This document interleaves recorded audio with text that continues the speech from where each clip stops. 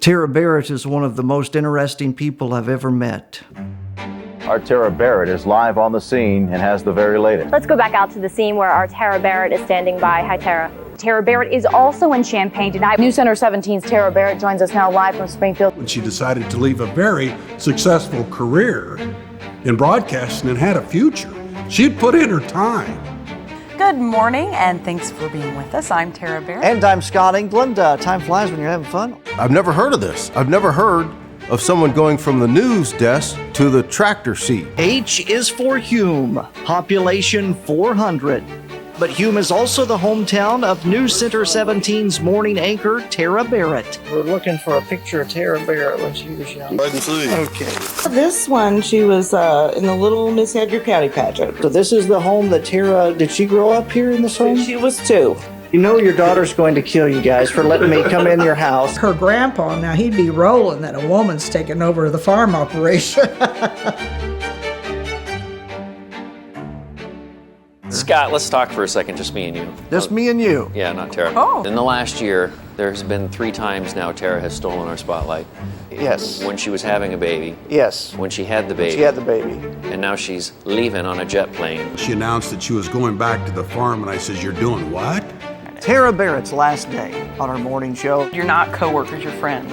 The biggest thing I think I've learned from her is, that people of character make it through.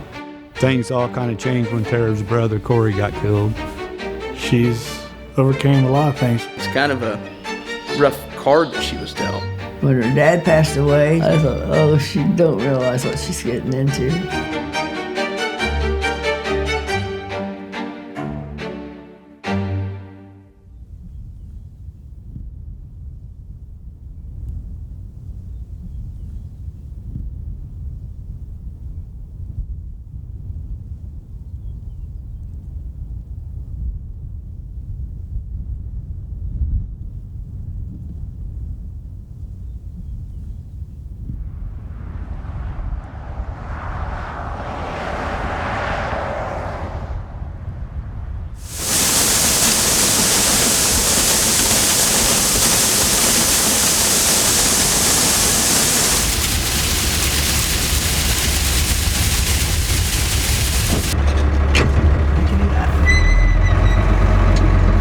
So today we're hauling corn out of the bins. We got the auger set up already, and we'll start unloading some corn, haul it in town to the elevator, which thankfully our local elevator is only 4 or 5 miles away from most of our bins, so it doesn't take too long. We can fill up a truck and get it to the elevator in about a half an hour. So doing that all day, we can get quite a few loads in. If I like the price today, I'll say, go ahead and sell 10,000 bushel, and then I'll have a certain amount of time to get it hauled in.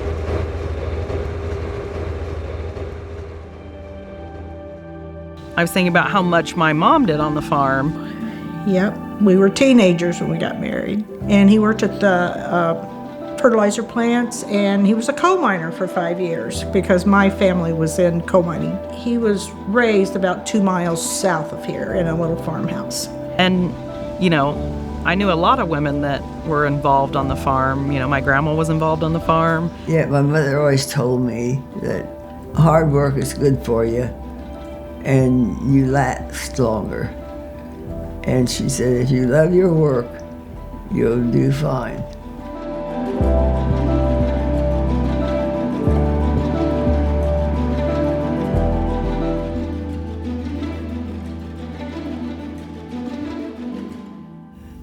How old were you when you got married? 21. And tell me about your husband. He was no good. No, I'm just kidding. Just kidding, Gene. But, yeah, he was a hard worker, I will say that, a very hard worker. He had farmed all his life with his dad, but I hadn't. My dad didn't seem to think us girls should be out there, and they didn't teach us too much. So did you end up helping your husband on the farm? Yes. From then on, I had to work out in the field with him a lot. I did chores, I milked the cows, and I thought it was great being on the farm. Did your kids help you guys on the farm? Not till they was 12 years old. I've got a son who's ready to run the combine next year. I mean, he really does want to run the auger wagon. He's 9, and he thinks it's time for him to take over. And honestly, he can do it, but as a responsible parent, I don't think I can let my 9-year-old loose in the auger cart. But back in the day, they would. Now it would be an issue.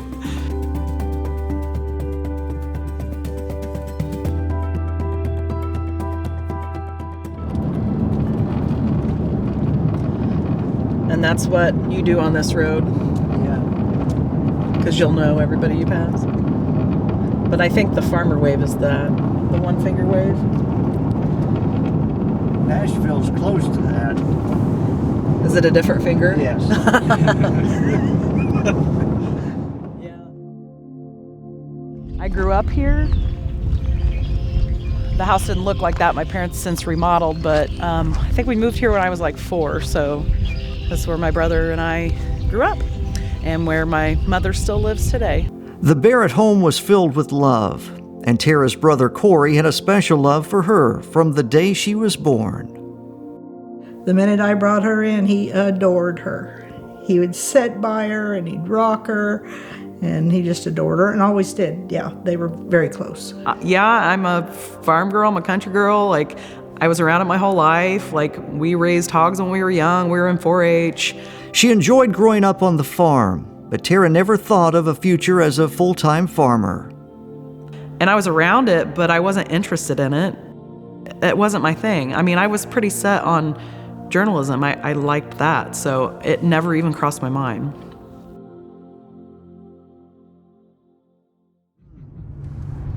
So there used to be a tractor factory here, like, I don't know, in the 1800s or something. Yeah. And that was the Hume tractor. I think there's still one in existence somewhere. My dad and my grandpa worked really hard to get all this started and to be able to get enough ground that you could make a living off of it. We farm around 1,400. My dad farmed with my grandpa and his brother at one time, and then finally my dad was able to buy some of his own acreage, so we're sitting here in front of my parents' 80 acres, which my mom still owns. And the rest of it is farm that we either rent or share with the landlord, so they own it, but we split everything 50-50. Really, farming is in Jared's background too. His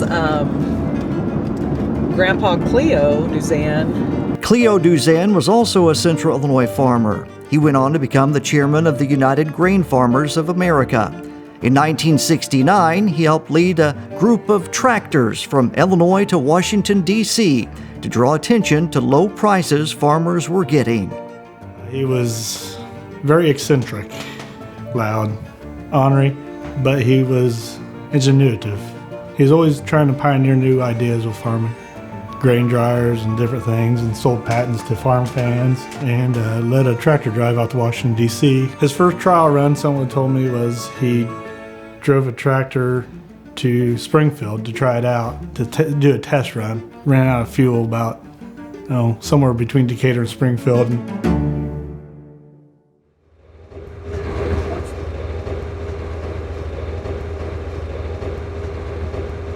Then we have 6 bins that we filled up this year. A couple of them were soybeans, most of them were corn. We mostly put back corn. And Tara is hoping for another bin-busting crop.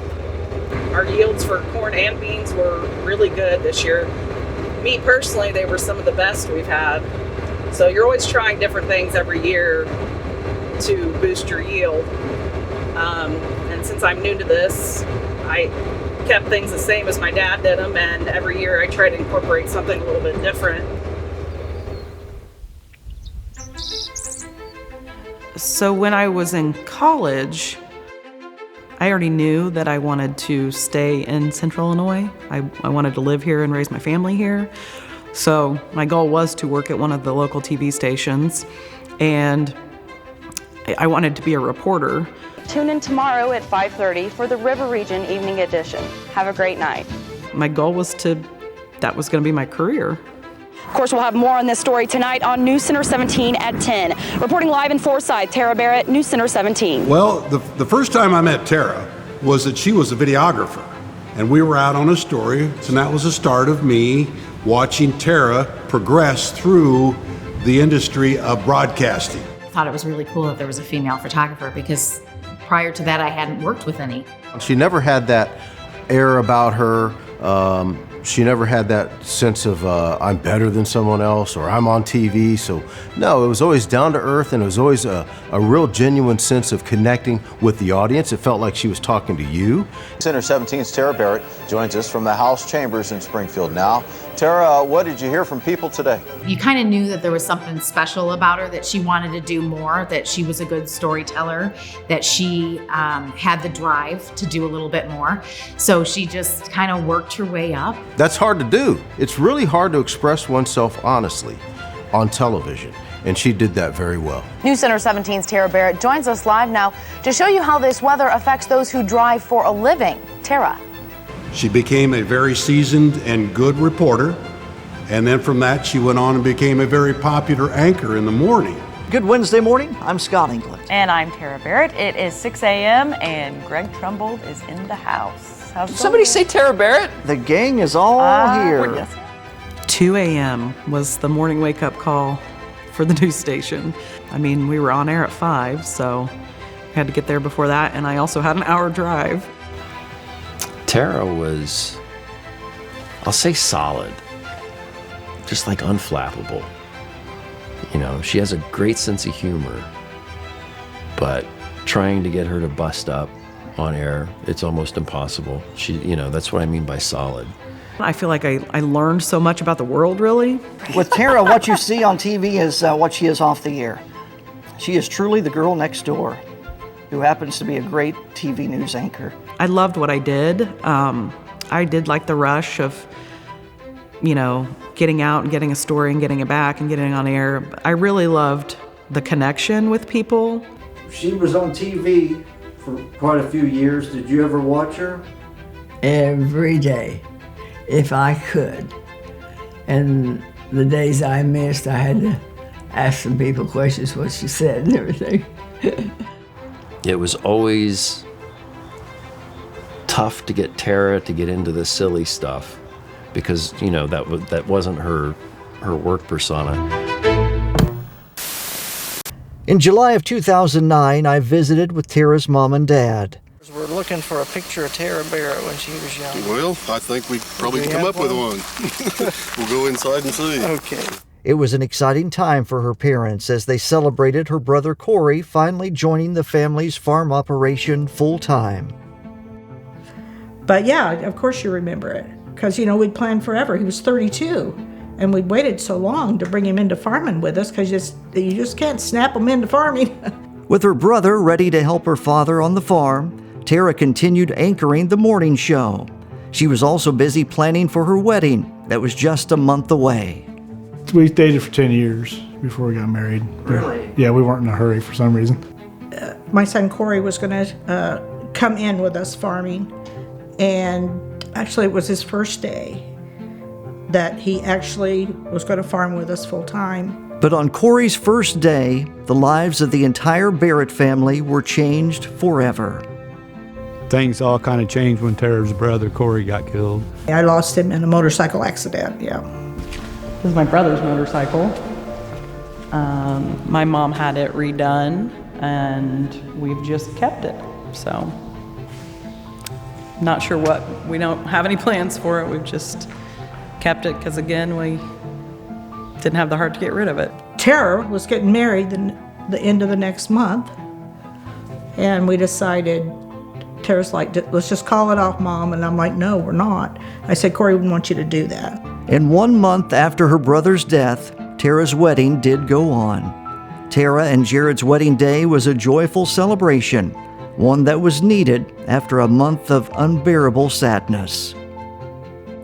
When we worked with Tara, it was, she had some pretty good highs in her life. She had some really low points in her life with family stuff, life and death type of stuff. And like through the whole thing, you know, steady Tara. Like her composure and her strength and like moral fiber. She's just such a solid person.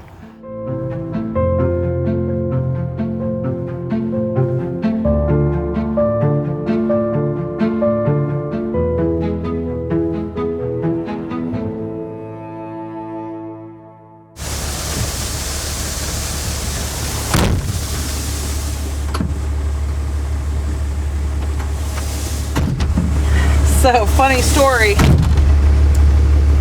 I went to the elevator and I went inside to talk to the lady that runs it, and I left my gloves in there. And she called me the next day and she's like, I'm pretty sure it was you that left your gloves, because I'm not sure who else would have left your sparkly little gloves. I'm like, yep, those are mine. Those are my farming gloves. I would say our average for corn is around 200 bushels an acre, and for beans it's around 60. But this year it was a little bit higher, and we had corn up in the, depending on the field, could be 220, 225, 230. And then like to see beans at 70. So we see 65, 70, but on an average, probably 60 and 200.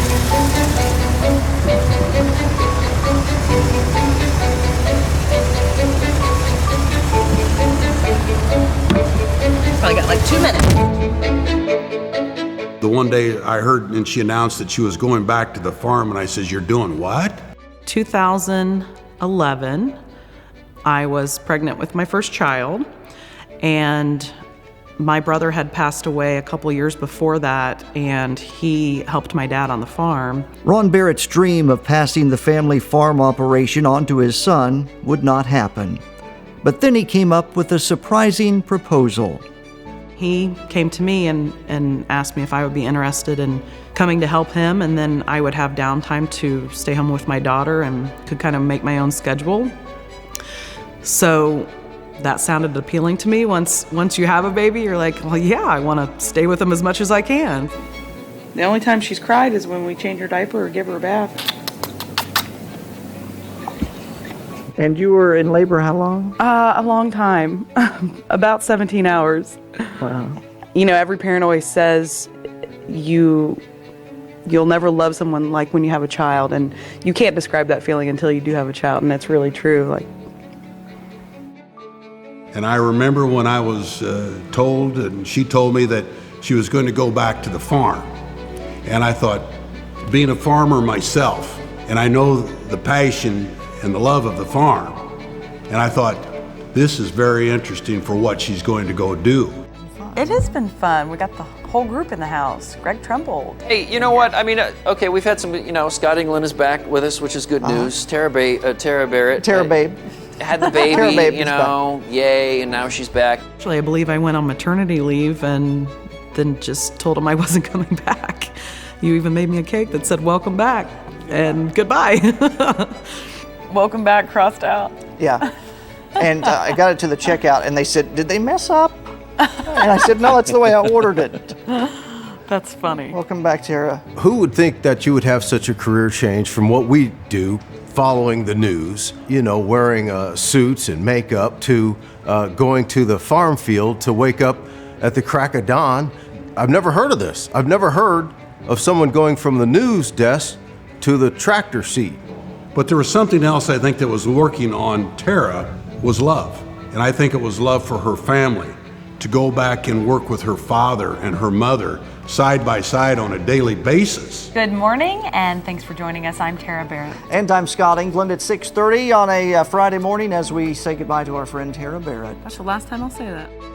It was a little surprising at first that she gave up her TV job to come back.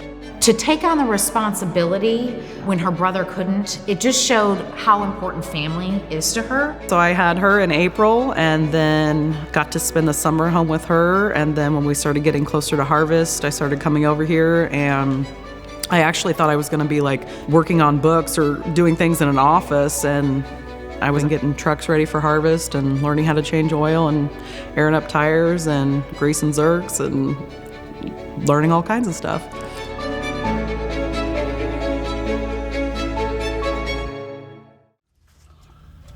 Gene Barrett is what it says. So this was originally my grandpa's. This is an International Lodestar 1600. I think it was from 1969. And I was not even a dream yet.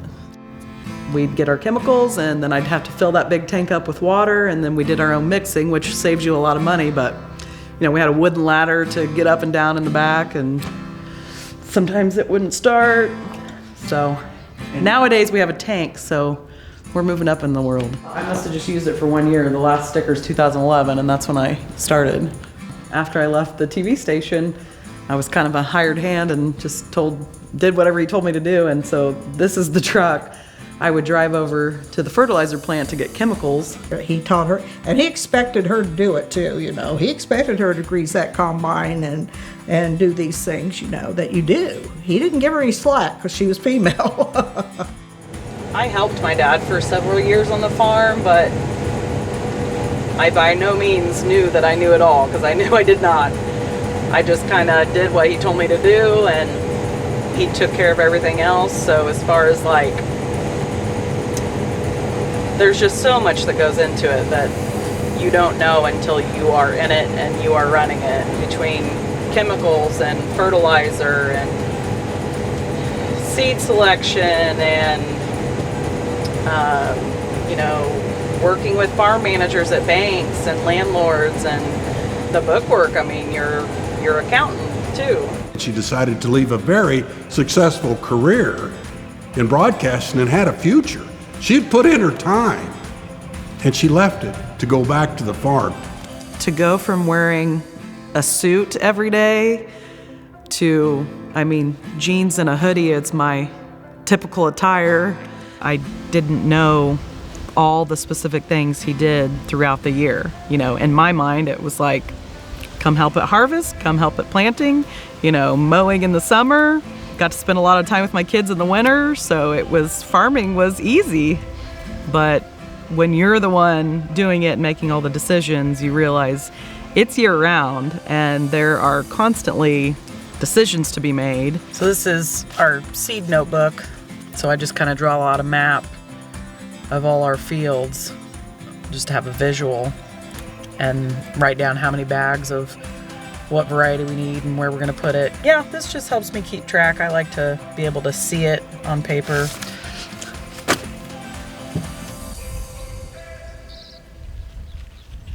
The markets had a pretty big spike last week because we hadn't had any rain. It's been so dry, so prices were really good. So I did do some forward selling for fall, and then I still had some corn at the elevator that I sold.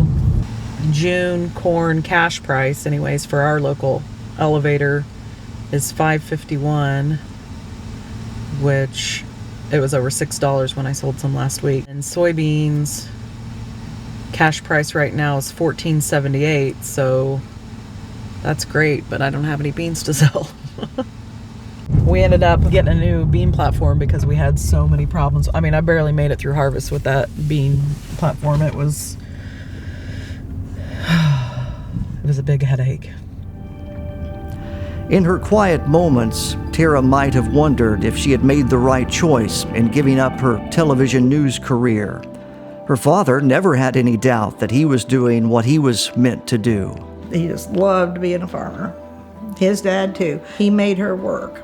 Yeah, some days she's come in and she'd say, I can't believe he just doesn't give me a break, Mom. I'm like, you know him, he won't.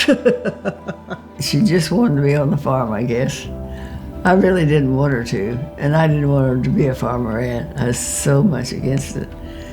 You had a decision in your life about 4.5 years ago. Yeah. My brother passed away, as you know, and then short time later I had my first baby, and my dad needed help, so I decided it was the best fit for my life at the time. But, you know, we're adjusting, and I love working and seeing my parents every day. Yeah, sometimes when I say, oh, I farm now, people say, you do? Like you actually are in a tractor? I'm like, yep, I'm really in a tractor. Ron Barrett loved having his daughter helping on the farm, and when Tara's son was born, Ron's love grew even more. He was his buddy. Him and my son were best friends. when Tara had Colton, kind of replaced some of losing his son a little bit. So he kind of gotten with Colton, and yeah, they were buddies. So, you know, he was a farmer right there with him, rode with him all the time. So I think, you know, his dream eventually was to have Jared and Colton farming together, and that's been our dream all along, is to keep things going because we have a son that wants to farm. Our plan is to hopefully keep it in the family. I mean, that's what we would like. My son loves tractors, loves farming. And he imitated everything Ron did. He said, because Ron would stand a lot with his hands like this, and there'd be Colton standing right beside him with his hands like this. My dad always encouraged me to, you need to get in the combine and ride with me sometime and learn how to do all this. Because what if I got sick or something happened? And I was like, oh, yeah. And, you know, we'll do it sometime. Like, I'll hop in there sometime. And I never did. As Ron Barrett planned for his next year, he spent his free time on a new building project. He built what we call the new shed that has a concrete floor and a bathroom, something he hadn't had before, so he was really excited to finally be able to work in the wintertime. It would be one last gift to his daughter. Unfortunately, he built this and he only got to have one winter in it to be able to work on stuff. So I guess in my heart I try to think of it as that he built it for me.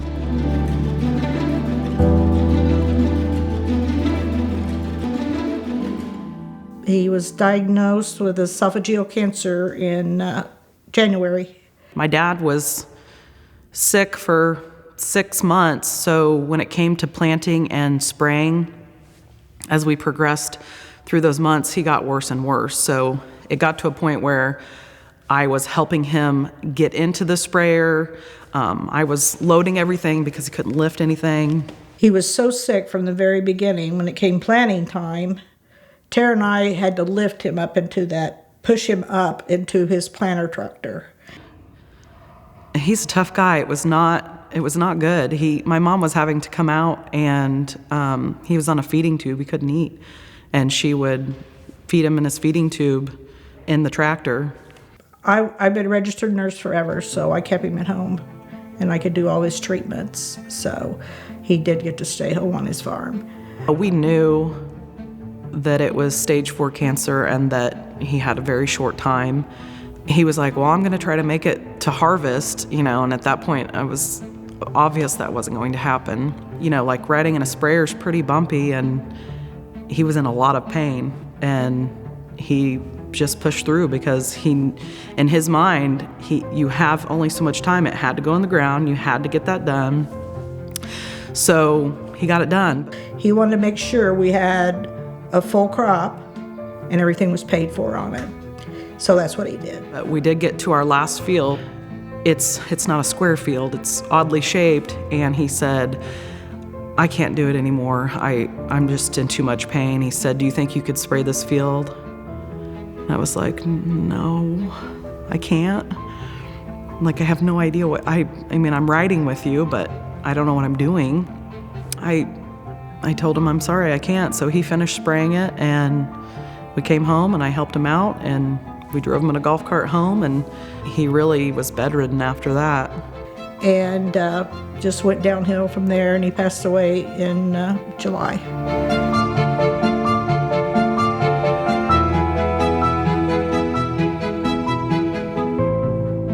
What was that like for you when Dad got sick?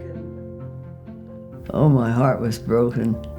I never missed anybody so bad in my life.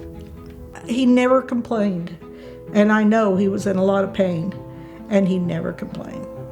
The only time he broke down was when Colton had just been here, and he said, I won't get to see Colton grow up. And that's the only time he broke down. Yeah. He was his buddy. And he wants everything he had, like his sunglasses and his wallet, and he wanted all that. And I mean, he just treasures that stuff, a work shirt or whatever. Oh, he really misses him.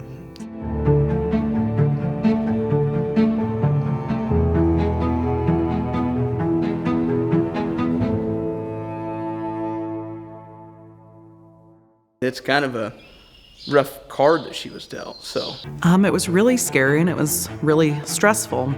And to lose him, it was like, we have 1,600 acres of crop to get out of the field. So she hopped in the combine. I would run the auger wagon. He got the crop in that spring, and then I took over by myself, harvest that first harvest of 2018. Ron passed away in July. So obviously we got the crop in the ground, gonna have to do something with it in the fall, and it all landed on Tara. 3 people helped us haul. I called them the Apple Dumpling Gang. But we got her out. Especially in a small town where everybody knows everybody, people immediately ask, like, what are you guys gonna do with the farm? And I was like, well, I'm taking it over. Like, I remember telling people that at the visitation, like, I'm taking it over. Even though I wasn't sure that I could do that, I just was saying that because I wanted to. I was going to try to. Put in a very difficult situation when the person that's taught you everything you know is all of a sudden not there anymore to help you and can't ask them a question or anything, and so very tough situation for her. We have 3 different farm managers, so I called all of those farm managers right away and told them what happened and that we wanted to continue farming. When her dad passed away, she took over, and I prayed because I thought, she don't realize what she's getting into. Spent half a day or more in the DMV getting titles switched over on trucks and working things out with my mom on how I'm gonna buy hundreds of thousands of dollars worth of equipment, and will anyone loan me money because I don't have any collateral besides my house? She got things organized, and she kind of understood anyways the way Ron run everything. And yeah, I went a couple different directions trying to find someone who will loan me $250,000. Because I said, how in the world you run that combine? She said, I got a book and studied it. When she took that over, she worked and studied. And I, for one, was so proud of her. It's scary to get into a big piece of equipment. Like, now it seems like nothing to get in that sprayer and back it out of the shed, but if you've never been in it, you're looking at this, or the combine, you're looking at these huge pieces of equipment, like, I'm gonna back that out of the shed without hitting it on something, or it's really intimidating. And then you get in there and there's 500 buttons, and Be really hard for anybody, man or woman. So. Yeah, when the big grain trucks got stuck, and she said, well, I'll just go let me go get the backhoe out of the shed and I'll get it out. I'm thinking, good God, how many women could go do that? I wouldn't know what to turn. But yeah, we got the backhoe and pulled her out. So scared that I'm just gonna have all these farmers in the area looking at me, she didn't know what she's doing that wrong, she's doing this wrong. Like, her grandpa, now he'd be rolling that a woman's taking over the farm operation. This is my dad's truck. My mom gave it to me. So it's a 2011 Chevy Silverado. I thought I'd try to save it for Colton, but I don't know. I think it's got like 260,000 miles on it. And I'm quite a Christian, and I prayed for her every night. So I started in 2011, and he passed away in 2018. It sounds like a lot of time to be on the farm, so you would have learned a lot. However, I had never thought about taking over the farm. I didn't learn how to run the combine, and I had no idea what he did in his office, and didn't, I knew the basics. I knew how to drive the trucks. I knew how to haul the grain in and clean out the bins. When it got into taking it over, I realized how much I didn't know. His plan, he kind of had a plan for us that he's like, you'll never be able to farm all of this by yourself. He's like, it's just too much. But I think maybe between the two of you, you could do half of it. And, you know, in my mind, I'm like, well, I'm going to try for it all. Like, we're going to try it. We're going to do it. When he got sick, he asked that I made sure I kind of kept an eye on Tara to help her out with whatever she needed. So, You know, she kind of got dealt into the full operations mode, and it is a lot different from when you're just helping versus making all the decisions. So my dad had a lot of faith in me. Like, I don't think he would have asked me to come help him if he didn't think I could learn and do things. You know, I wasn't even sure I could do it all either, but I wanted to try because I wasn't willing to give up what my grandpa and my dad for years had worked hard to get and to keep farming for all these years. And I have a son who wants to farm, so my goal was to pour everything I had into it to try to at least give it a run and see if I could handle it. So she was there for Ron when he really needed it, and that's what counts. because at first I felt kind of alone, and then the more you talk to people, you would say, you know, oh, you know, so-and-so, you know, she runs the combine. And so it made it easier for me to think, okay, I can do this. Because, I mean, I was really scared and unsure, even though I said, yes, I am going to do it. I wasn't sure how. And the memories that she made with her dad in the short period of time that she was with him before he died, she'll take those the rest of her life, because in that atmosphere of being a farmer, they had it all together. And they had the joy of working together. I have found women online showing them with their kids in the tractor with them, and you know how it's a family operation, and they show you their daily lives and what they're doing. So I think that's been great, of really showcasing women on the farm and women in agriculture. You know, I have a lot of friends that are farmers, and I feel like everybody's been really supportive. Even my dad's friends that he worked with around here, they've been very supportive, and I think just about anybody would answer my questions or help me out if I needed. At the beginning of all this, I said, I think I want to try to take over the farm and do it by myself. And I said, do you think I can do it? And he said, yeah, sure. He said, I think it's going to be kind of like drinking from a fire hose, but I think you can do it. That's right. Drinking from the fire hose. That's right. I was like, what's that mean? And he's not wrong. It is. I mean, it's overwhelming. She had a lot of information coming at her pretty quick that she was having to process and make decisions on. Because there was so much I did not know, like a lot that I did not know. Where they're buried at, my son and my husband, in Young America Cemetery. There's their tombstones, and it's right on the edge of our farm. I think he would be, I don't know, surprised but not surprised, you know what I mean? Like, I know he'd be proud.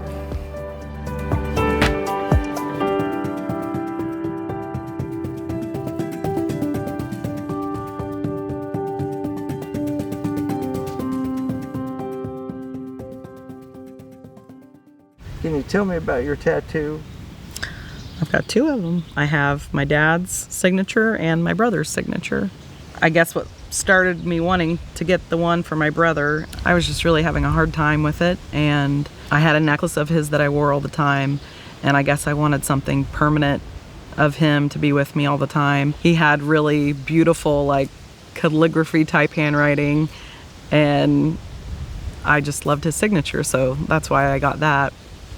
And then, of course, with my dad, since I had that, I wanted his signature too, so. Are you interviewing? Yeah. Oh, I thought Mom better come down and check on you. This is my landlord. She's the one that helped me keep on farming. Since I took over for my dad, I've had really good years. So I guess the first year I started, prices were pretty bad, but I quickly got into some good times, so I've been pretty fortunate. I've never written out so many bills in my life until I took over the farm, because there's just a lot of different things to pay. I feel like in farming, you could worry every day year round, but I guess I try not to worry until something's happening at that time and deal with the issue as it unfolds. So here's my minimum payment due for chemicals and fertilizer, $111,450. But it's due by June 15th, so I got to pay the full amount. So the first time I wrote a check like that, I was like, I'm not even sure how to fit all the numbers when you write them out. Like, you gotta write really small. My dad was very organized and meticulous. I didn't get that gene, so I'm not as organized and meticulous. He would probably go nuts if he saw how I stay organized, or don't. I use Farm Credit. They have a program for young and beginning farmers. That's a really great program, and that's who I got my loan through when I first started, because when you don't have a lot of collateral, not a lot of people want to give you $350,000. They also have educational classes that you go to, so I have gone to all their classes. The end of July, Kylie will start her school softball, and they'll play all through August, beginning of September, and then she goes right into basketball, and then that goes until November, and she's got a couple weeks off, and then volleyball starts. Tara's family and farming schedule are both jam-packed, but after years of farming on her own, this year she finally got some major help when her husband Jared joined her full-time. Because at the time, Jared too had a full-time job outside of this, so he was able to help when he could, but he more would take off for planting to help during planting time. And then I have a couple guys that I hire to help for harvest. He's making fun of me for using my hands when I talk. I didn't even know I did it. I'm sure there's other things you don't even know you do until you watch yourself. My dad actually had said Jared should never quit his job because it's guaranteed pay, you know what you're making, job security, benefits, and when he's not doing that, you're gonna have to find your own insurance, your income's gonna drop significantly. When Jared was gonna work with her, I thought, oh my gosh, this is terrible. Her dad was the same way. He did not want me to leave Ameren, but this was more important to me. Ameren was just a job. It paid good. It's just a job. I wanted to keep this for more generations. He had worked at Ameren for about 15 years. He was in the gas department. He was a welder, and he would help me on his after work time. I never have liked working inside. Every job I've had, I've been outside working. So. He'd work his full-time job and then come here and have a honey-do list of, repairs. Mechanics is not my strong suit, so, he takes care of all that. And I said, Tara, you gonna let Jared run the combine? She said, no. And I said, you're not giving up that queen seat? And she said, nope. Something had to give between working full-time and farming more. Sometimes a scary decision ends up being the best decision, so I just decided to jump and say, let's do it. So far so good.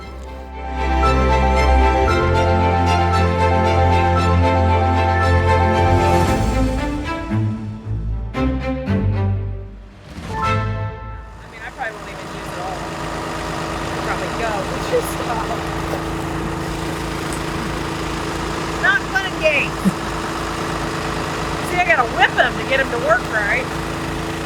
While Tara is quite comfortable with the documentary crew filming her every move, her husband is not. Hello. Yes. You want a friend to ride with you? Do I? Yeah. I got Kylie with camera ready for you. It's your time to shine, sweetheart. I don't want that at all. You'll be fine.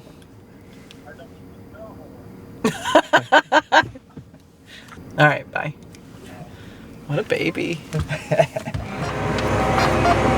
got here at 6:30, but it was a little wet, so I couldn't start.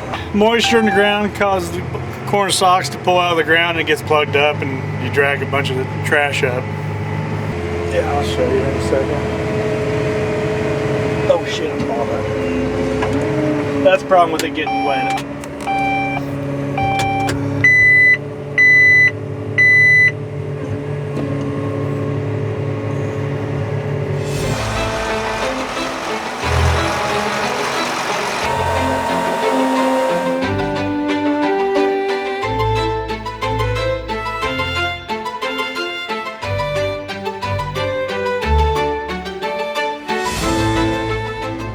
To be able to spray your own, you have to have a private applicator license through the state of Illinois. So Jared and I go and take a test. So we both have our license. I mean, even if you're handling chemicals, you have to have your license. So I'd like to get 40 more acres done.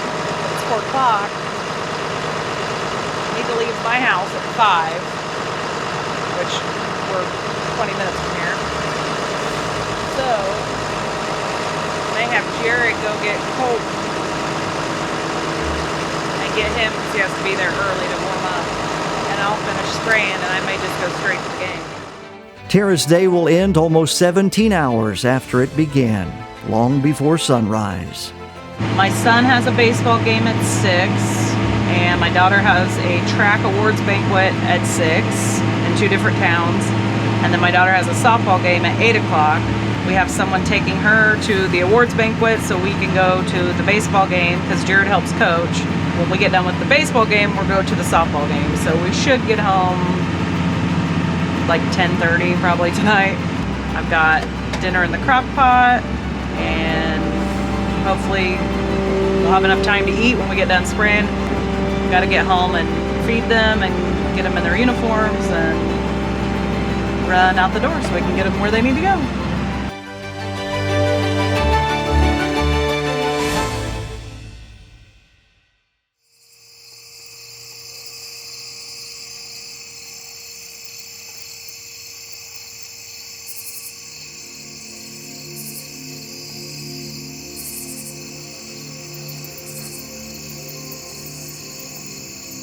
Over the years, the small farmer is endangered.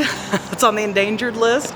There's a lot of big farmers, big corporations, and not a lot of small farmers left. So I think the ones that are left are working really hard to keep their small farms and their family and keep them going to the next generation.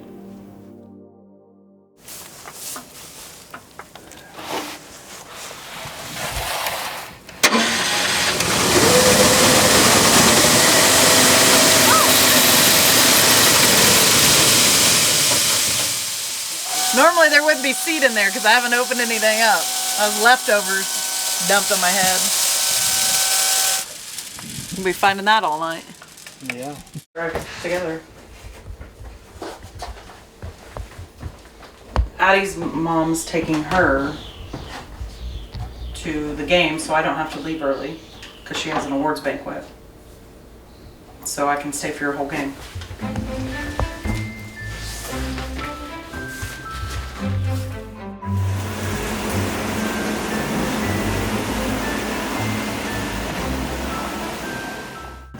Almost forgot to give the cat its diabetes shot. So one of our beloved cats has diabetes, unfortunately. So we have to do insulin shots in the morning and at night. You try to get them 12 hours apart. When we know we're gonna be home late, sometimes we have to give it to him a little early and, you know, schedule's kind of hectic. So it's like, I knew immediately, like, oh no, I have to give the cat a shot. So I had to run back in.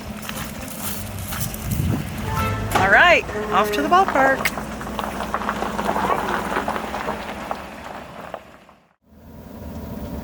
You know, you get nervous when you have 80-mile-an-hour winds and torrential rainfall, so.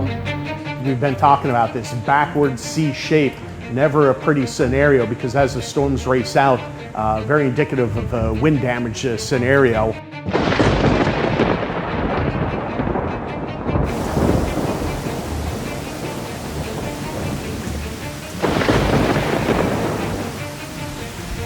We had a tree that fell on our house. It had hailed earlier that morning, so we had some hail damage. Tuscola had tennis ball size hail. I'm just glad it's standing. I guess I should say that. I'm thankful that it's just the door because the shed's, I don't even know, 70 years old, I'm guessing. So no power since 1 o'clock yesterday, probably. I'd heard up to 90-mile-an-hour winds, and they stretched out across central Illinois, so it was widespread damage in our area. So thousands of people without power. We have a generator I picked up yesterday, and we have our refrigerators and our freezers, and then we've got another cord to plug our phones, and we're able to get the water heater plugged in so we could shower. We're told it might be a couple days, so might be without power for a while. All the little towns around here, there's just trees down everywhere, and on my way back from Champaign, saw some corn down, not completely down, hopefully it's not snapped, and it'll pop back up. If it snaps, it's done for. Our power was out for around 3 days, and some people were 4 or 5, so we were one of the lucky ones. Let's see what the sign says. We are closed due to power outage. Thank you. I guess she'll call us back. We're out in the country, so I always expect it to be longer than everybody else. But the crops, we did not have any damage, thankfully. I really don't know how with that strong of winds, but we got through unscathed.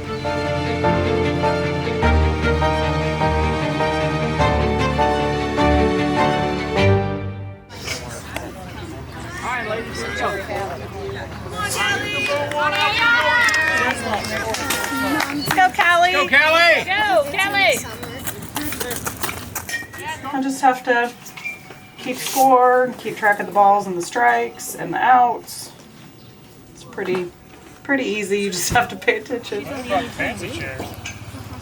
Good job, Kylie! I have to yell to encourage her if she gets into a slump, and little reminders.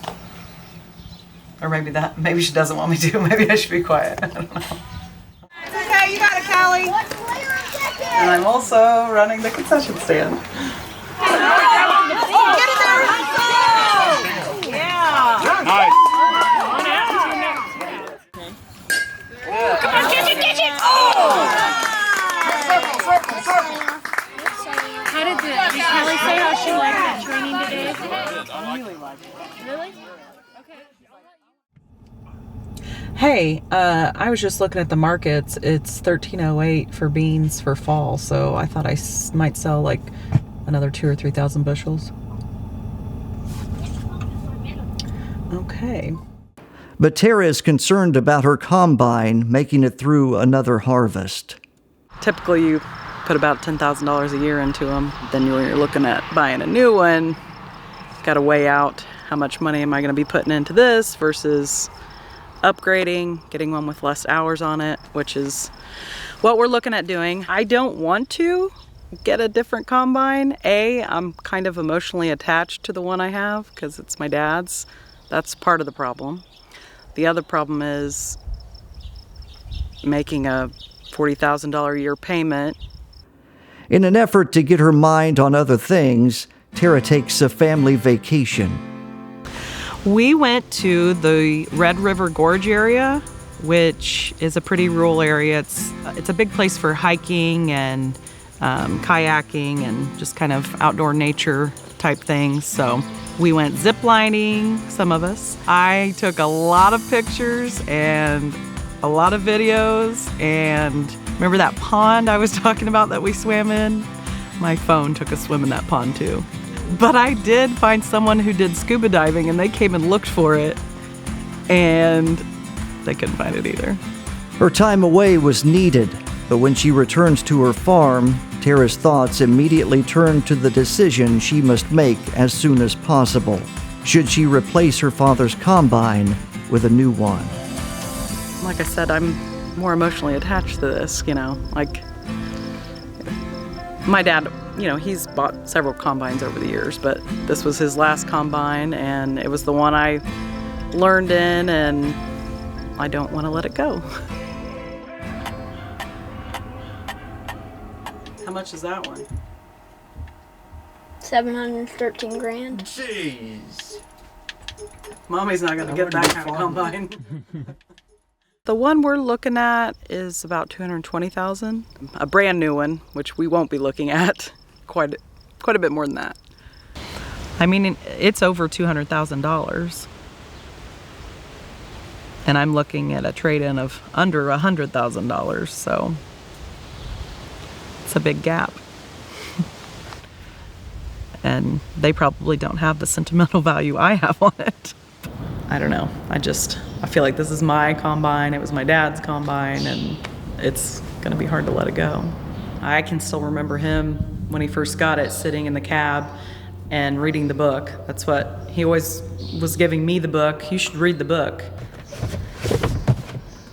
See, it has been looked at so much the cover fell off. That's how much I used it.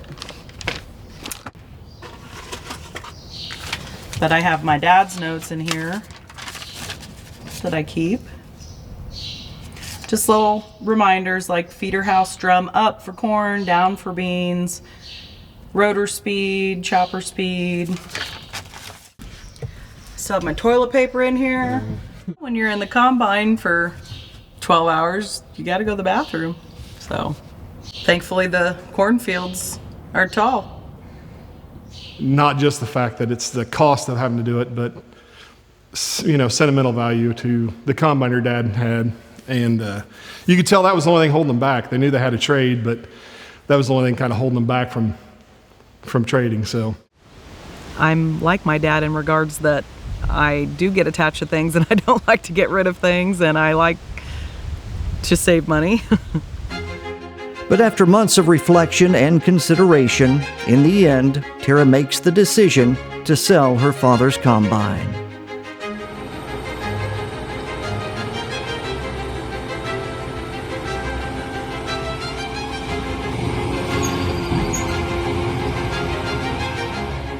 We're in the new combine. I am glad we made the switch because some of the problems we were having, I haven't had to deal with.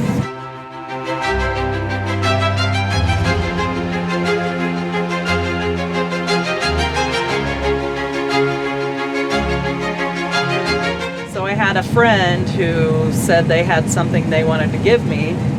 So whenever I found out, I called over to where they're trading and asked if they would pull the seat out, and I had this little idea of making a chair for her. When he brought it in, I'm like, what is that? He's like, it's your dad's chair from his combine. And I was just blown away. I was like, they took the seat out of the combine? I did have to go to the Lori's Pins and Needles to pick up some fabric. And I think it's amazing. So it's my new office chair. Like I never even dreamed someone would think, I didn't think about doing something like that, And I don't know, it just really warmed my heart that he even thought about that, and it's really special to me.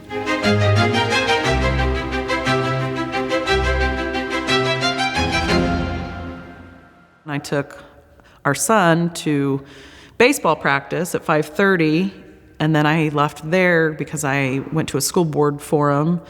I'm on the local school board, so went to that. She not only does the farm, she gets involved with the school board and everything else. I've been on the local school board for around 6 years. Home of the Raiders. So I'm a third generation school board member. My grandpa was on the school board when they built this school, and then my dad was on the school board for over a decade, and then I've been on the school board for several years. So it's nice to know what goes on in the school district and to help make the decisions, because obviously I care a lot about the district and I want to see our kids have a good education like I did. So this is the original gym. built with the school. My mom and dad played sports here. My brother and I played sports here, and all went to school here, kindergarten through 12th grade. And now my kids are going to school here, playing sports here. I spend a lot of time in this gym. I enjoy being involved. I mean, if you ask me to help out with something, I'll probably say yes. I don't know, I'm not one to sit too still. And I like to be involved. I mean, I like to be involved in my school district, my community. If I can help out, I will.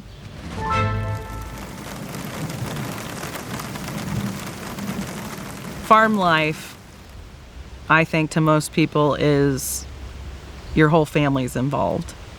You know, even like my daughter doesn't necessarily want to be involved in farming, but she does. She may not want to farm, but she does come and ride with me, and she enjoys spending time with me in the combine. And, you know, you're spending quality time with them. And they're learning and probably don't even know it.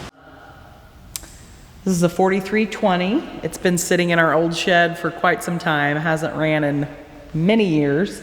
So my mom helped my dad when we were younger. She was a stay-at-home mom and helped my dad on the farm. So the tractor that she hauled grain in all the time hasn't ran for years. And Jared and Colton fixed it up and got it going. And just recently we had our small town of Hume celebrated 150 years with a big festival. And Colton had the idea of, well, why don't we put that in the parade and I'll drive it? So I thought that was pretty special. And it was all his idea. So we're about halfway done with beans, more than halfway.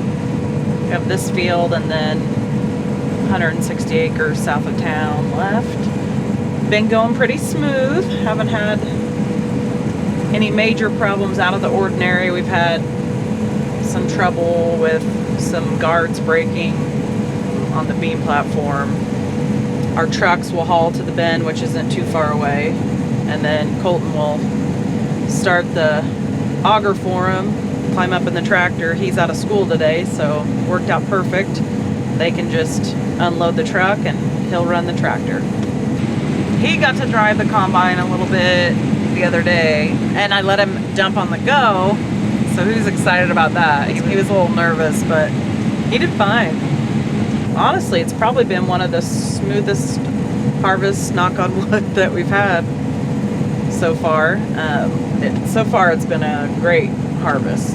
We'll be working on this all day today and into tomorrow. We can't get it done in one day. It's 125 acres. So if you look, like right now, it says my average productivity is 11.88 acres. That's a little slower because I'm doing end rows right now. So normally I can do about 13 acres in an hour. My son had a football game yesterday, which it was his last one, and I sadly couldn't go. Jared's one of the coaches, so I had him go and just did without the auger wagon. But, you know, I'm my own boss, so I could have taken the afternoon off and went, but I knew we had a field that we could get done and keep us on a good schedule, so, you know, I just had to make this decision to stay and get it done, and we did get it done, so it was the right decision. But it's just hard. I don't like to miss. Usually I get my crock pot going in the morning so that we have food when we get home. Because whether we're working in the field late or if we're going to a ball game, like, we're not getting home until, you know, 9:30 or later every night. So I have two retired guys that have been with us for a while.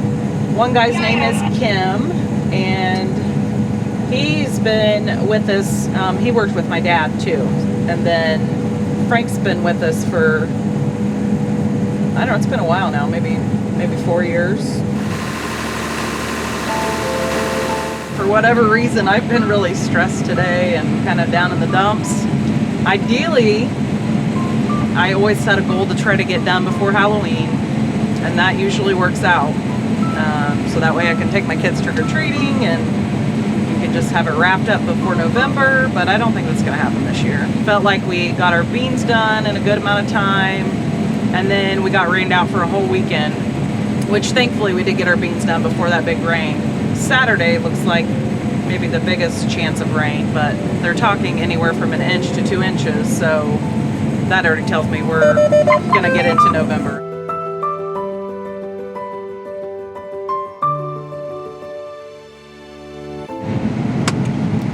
So anyways, the elevator closes at 6, and I know everything's not gonna fit in that bin, so I've been trying to like periodically send a truck to town so that, you know, we could work past 6 and try to finish this field and still have room in the bin. So I've been doing a lot of math today, I feel like, trying to figure out how many bushels are going to town, how many bushels we're putting in the bin, how many bushels are left in the field, to try to make everything fit and finish it up and take the auger down and close the bin before it rains tomorrow and tie it up with a little bow. So that was the goal for today, so hopefully it happens.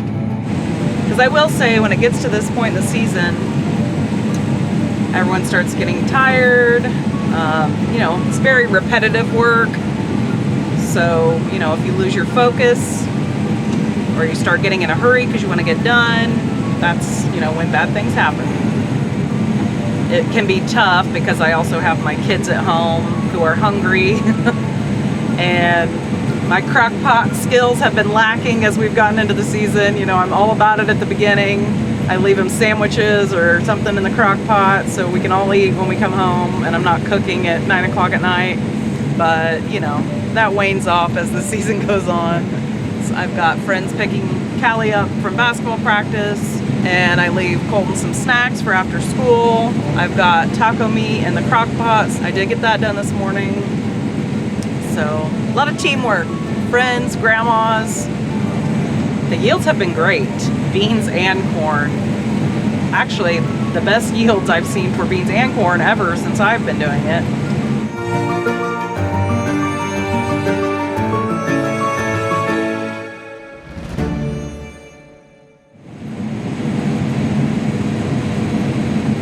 So yeah, I think everyone's probably just getting to the end of their rope. You know, we've been going. And when you're getting towards the end, you're just getting tired of eating the same thing all the time, getting tired of seeing the same thing all the time. The exciting wears off after a while. Because it is weird, like, how tired you are. Like, to me, this seems like I'm doing nothing. I'm just sitting here all day long. But it's, to me, tiring because it's like you've been on a long road trip or something, even though you're just going back and forth in the fields. You know, we haven't been shut down. Like, I think this is maybe the first year that we haven't had to stop because of a mechanical problem. And then I think all the trick-or-treating stuff's on Sunday, so, I mean, either I'll be rained out and I'll get to go to all that stuff, or I will be in the field and we'll finish harvest.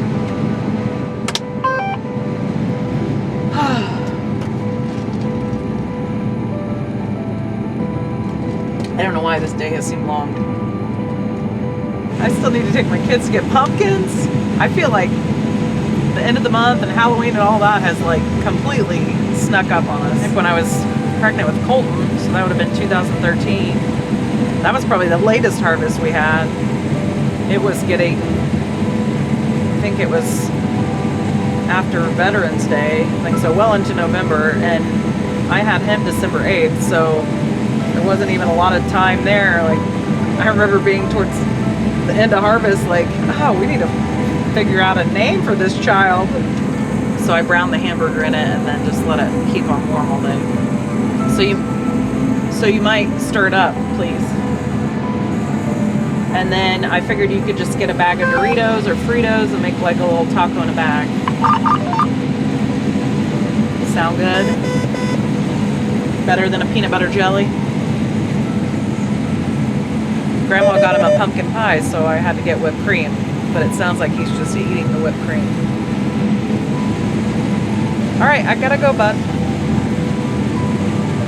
All right, I'll talk to you soon.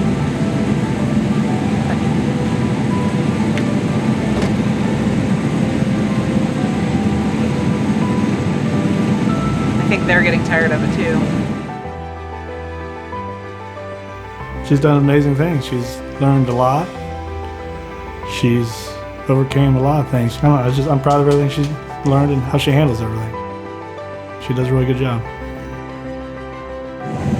I always stop and take my annual picture. This field butts right up to the cemetery where my dad and my brother are buried, right next to each other. So, like, I'm glad they're right here. I always like doing this field because I feel like they're definitely with me when I'm going through here. Even though I know they're with me all the time, but they're literally like right up against the field. And it is emotional. I mean, harvest is always kind of an emotional time for me, really.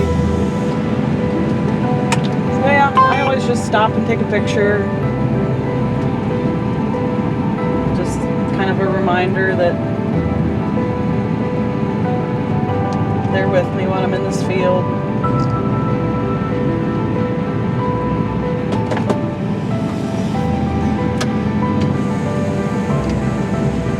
Just, you know, makes me feel close to them, and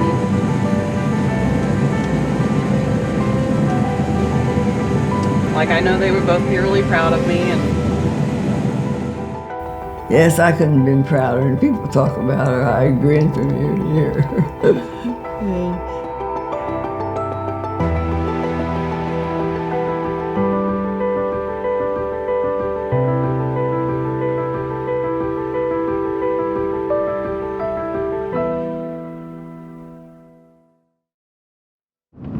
And then the whole month of December is in the office, period. That's my focus. I'm trying to do Christmas shopping and get all my book work done. At that time, you're also ordering seed for the next year already if you want to get some of the bigger discounts. Like I had mine ordered in November of this year to plant. For the landlords that she has or the farm partners to stick with her, says something about them. And then meeting with farm managers, I also go and have meetings with them to, you know, renew a contract to continue on for the next year, because you don't want to buy your seed and make all these plans and then you're not farming it. An owner of property wants continuity. And I would say when they saw her come back and then they saw her dad pass away, there had to have been a bridge there that said, we want to stick with her. We like what she's doing. There was a confidence in there. But I think hats off to the people that stuck with her. And I think probably it was a good decision for them. Tara is thankful for those who stuck by her over the last decade, and that loyalty paid off for everyone. The farmer's daughter has proven she could handle all the ground her father did. And as she looks into the future, she is hoping to expand her family's operation. I mean, yeah, we would be open to taking on more, especially now that Jared's with me full time. He could definitely handle farming more. So, yeah, and you know, you always with farming have to be thinking about the future. So, you know, Colton's going to be 10, and you know, at some point, the goal is to bring him into farming. So, you definitely want to make sure you have enough ground to have your family involved so that everybody can make a living off of it.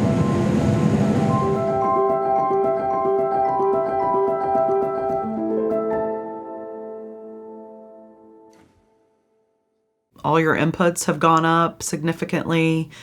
So it was definitely a lot more expensive to get your crop in the ground and then to take care of it as it was through the growing season.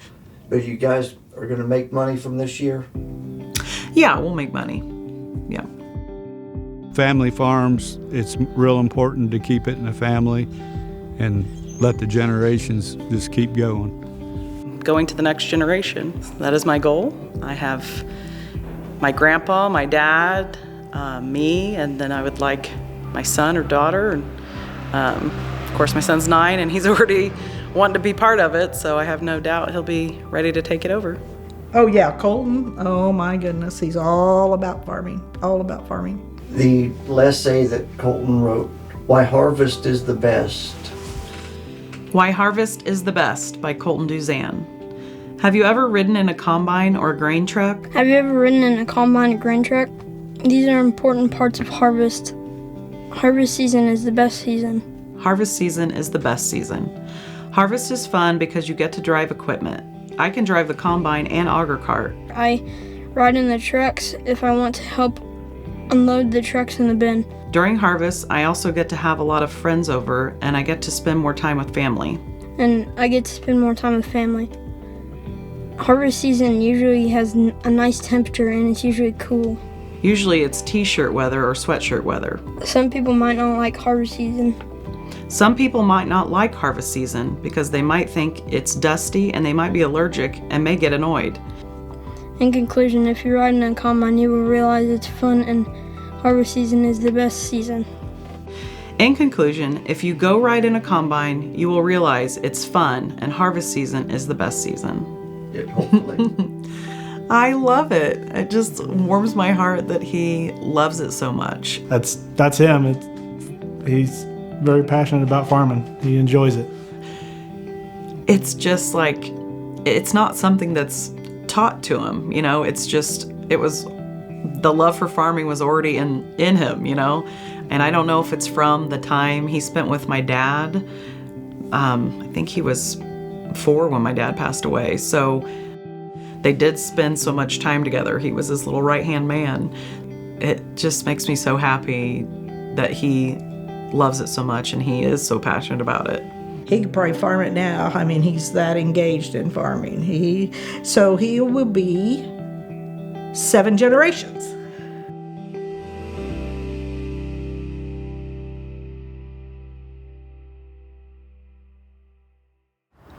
She's full of character. You know, she's, I guess, a Midwestern stereotype of, you know, strong character, hard work, determination. She probably embodies what agriculture is about in a community. A young person has come back that is raising her family. And I think that's why she left a very good career in broadcasting to go back, maybe to the farm, to get those values that she has looked for and has been able to do for well over 10 years now. She's a seasoned farmer. Oh, I'm just so proud of her, of course. She's just got good ethics and morals, so I had no doubt she'd be fine. Tells you a little bit about her character and about her adjustability and about her willingness, you know, to make that farm a success. How was it having a camera crew follow you around for a year? Oh, it was strange. You know, I think at first, I'll be honest, I really dreaded it. There's something about being the interviewee instead of the interviewer. I much prefer that position than just being on camera. I mean, I was younger and thinner and life was just a little different when I was an anchor before, you know. Now I'm over 40 and have 2 kids and a lot more stress, and I just really didn't want to be on camera, but here I am. I'd say when she's either sweating, scooping a grain bin or you know, something that's pretty rough, it's hard to think that a news anchor would be doing that, but shows that I guess you can do about anything you put your mind to, so. She is running a business, probably a multi-million-dollar business. That's like the biggest thing I think I've learned from her is to, like, the ups and downs that life throws you. You know, that people of character make it through and come out the other side and survive and thrive, and she's thrived.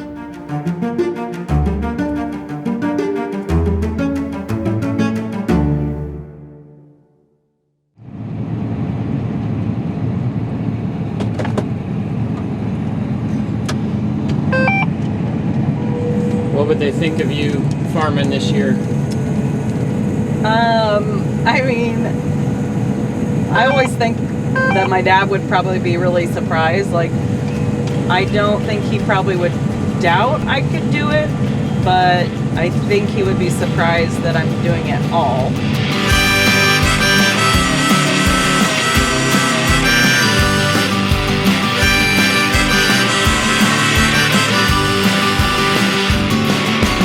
For years, I have had the title in my mind, and then you didn't find out until you saw the trailer. Mm-hmm. When I saw the title, it reminded me, I have a shirt from when I was young that says farmer's daughter on it. I was probably 1 or 2 years old. It's got my name on the back. And this is the only piece of clothing that I have. That shirt is how many years old? I'll be 43, so, you know. The farmer's daughter. It was meant to be. I guess. That's just crazy. What for? They're just gonna leave you stranded on the shore. You better get it right, hurry up.